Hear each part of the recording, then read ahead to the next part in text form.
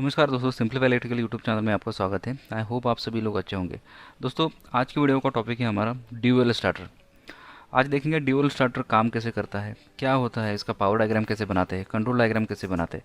Step by step हम सारा सीखेंगे, इसलिए आप वीडियो को एंड तक देखिए, कहीं पे भी इस वीडियो को स्किप मत कीजिए। और एक बात दोस्तों, अगर आप फर्स्ट टाइम हमारे चैनल को विजिट कर रहे हो तो सब्सक्राइब करना मत भूलिए।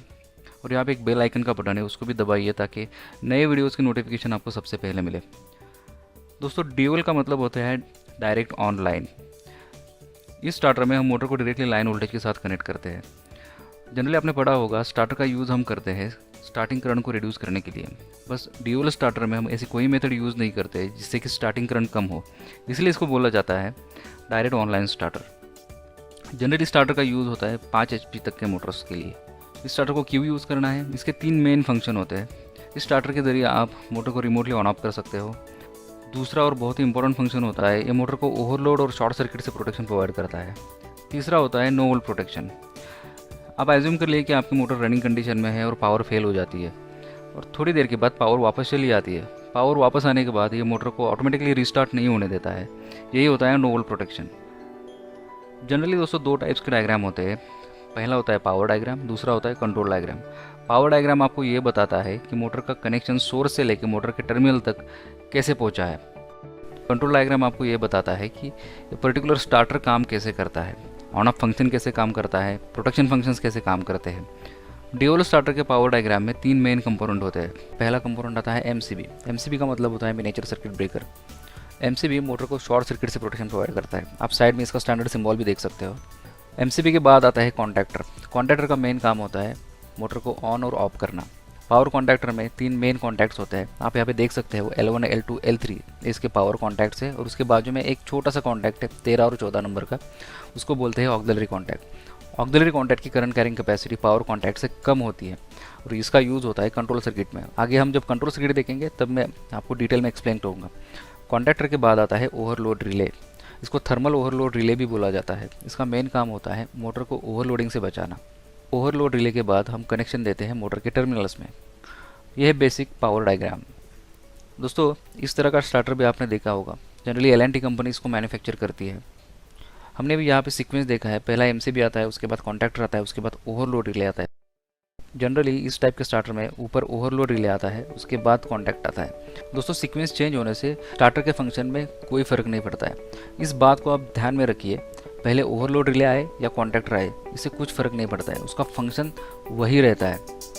दोस्तों, अब देखते हैं हम इसका कंट्रोल डायग्राम कैसे बनाते हैं। कंट्रोल डायग्राम बनाने से पहले आपको कुछ बेसिक सिंबल्स के बारे में पता होना बहुत ज़रूरी है। पहला है normally open contact. Normally open का मतलब होता है अभी हमने पुश बटन को प्रेस नहीं किया है, ये प्रेस करने से पहले की कंडीशन है। प्रेस करने के बाद ये कॉन्टैक्ट ओपन से क्लोज हो जाएगा, इसलिए उसको बोलते हैं नॉर्मली ओपन कॉन्टैक्ट। इसके बाद आता है नॉर्मली क्लोज कॉन्टैक्ट। जनरली हम स्टॉप पुश बटन के लिए नॉर्मली क्लोज कॉन्टैक्ट यूज़ करते हैं। यहाँ पे आप नीचे रेड कलर का पुश बटन देख रहे हैं, इसको जब हम प्रेस करेंगे तब ये कॉन्टैक्ट NC से NO हो जाएगा, मतलब अभी क्लोज है तो ये ओपन हो जाएगा। इसके बाद आता है थर्मल ओवरलोड रिले का सिंबल। देखिए, 3 टाइप के सिंबल है, इसमें से कोई भी सिंबल सर्किट में यूज़ किया जा सकता है, तो आप कंफ्यूज मत होना कि ये सिंबल कौन सा है। उसके बाद आता है एमसीबी का। एमसीबी देखिए, ये 2 टाइप के सिंबल होते हैं, इसमें से कोई भी सिंबल हम सर्किट के लिए यूज़ कर सकते हैं। अब देखते हैं इसका कंट्रोल वायरिंग कैसे बनाना है। कंट्रोल सर्किट में पहला कंपोनेंट आता है एमसीबी। फेज से एक वायर निकलता है, उसको हम देते हैं एमसीबी में। यहाँ पे एमसीबी की जगह पे फ्यूज़ भी यूज़ करते हैं।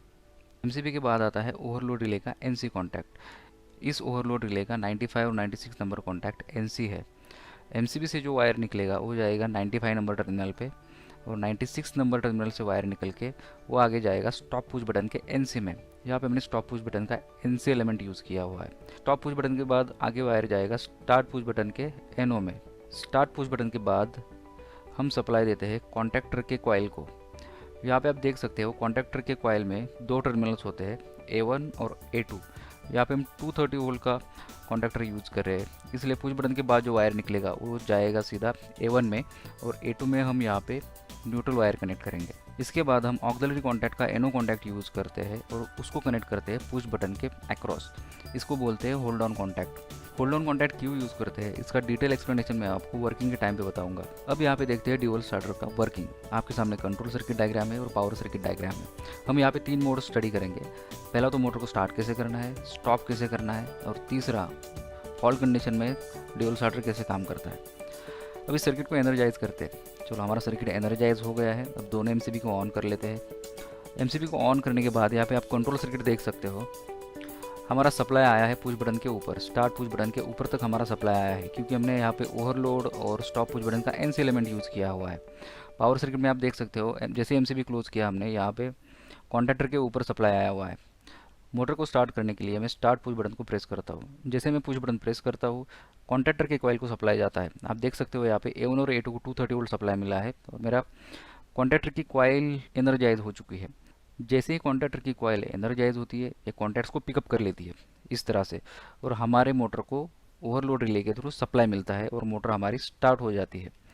आप यहाँ पे देख सकते हो मैंने अभी तक स्टार्ट पुश बटन को रिलीज़ नहीं किया है। देखिए जैसे हमारे पावर कॉन्टैक्टर होल्ड हो चुके हैं वैसे ही हमारा ऑक्सिलरी कॉन्टैक्ट C वो भी होल्ड हो चुका है। अब देखिए मैं स्टार्ट पुश बटन को रिलीज़ करता हूँ तो क्या होता है।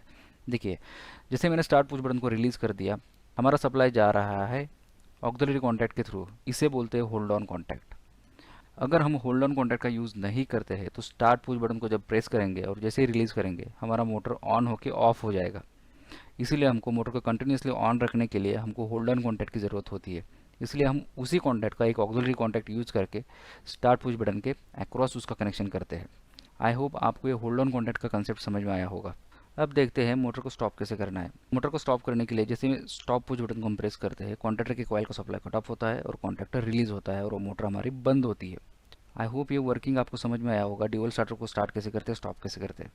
अब देखते हैं ओवरलोड कंडीशन में ये स्टार्टर काम कैसे करता है। एज्यूम करते हैं हमारी मोटर रनिंग कंडीशन में है और ये भी एज्यूम कर लेते हैं कि मोटर पे ओवरलोड कंडीशन हुई है। इसकी वजह से क्या होगा, मोटर एक्सेसिव करंट ड्रॉ करने लगेगी।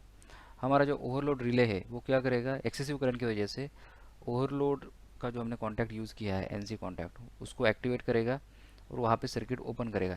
जैसे ही ओवरलोड का एनसी ऑपरेट होता है हमारे कॉन्टैक्टर कॉइल का सप्लाई कट ऑफ होता है और कॉन्टैक्टर बंद होता है और मोटर का सप्लाई कट ऑफ होता है। इस तरह हमारी मोटर जलने से बच जाती है। अब इसको रीसेट करने के लिए आपको मैनुअली यहाँ पे प्रेस करना होता है और उसके बाद आप फिर से इस सर्किट को स्टार्ट कर सकते हैं। बट उससे पहले आपको देखना पड़ेगा कि मोटर ओवरलोड क्यों हुई थी।